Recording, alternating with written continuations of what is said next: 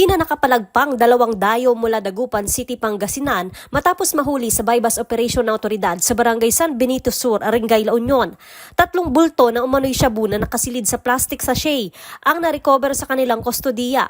Tumitimbang ang mga ito ng 15 grams at nagkakahalaga ng 102,000 pesos. Kasi may mga binabagsakan silang mga tao dito ng mga DPs din namin, which is nauna nang naaresto.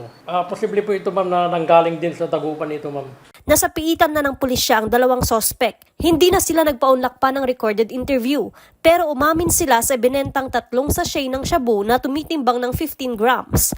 Ayon sa kanila, nagawa nila ito para sa kanilang mga anak.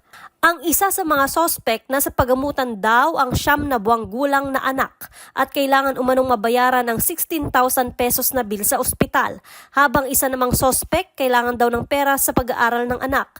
At ang makukuha lang umanong porsyento mula sa 102,000 pesos na halaga ng iligal na droga, tig 1,000 piso. Samantala, isang construction worker din ang arestado ng pulisya sa isa pang bypass operation sa Barangay Alaska sa nasabi ring bayan. Isang pakete ng umano'y shabu na tumitimbang ng 0.5 grams at nagkakahalaga ng 3,400 pesos ang nakumpiska sa kanyang kustodiya. Posible rin po na siya ay gumagamit at the same time is nagbibinta rin. Kinukuha rin niya ito sa mga kakilala niya, ma'am, na DPs din po namin. Naharap sa kaukulang kaso ang mga sospek. Joan Punsoy, Balitang Solid North.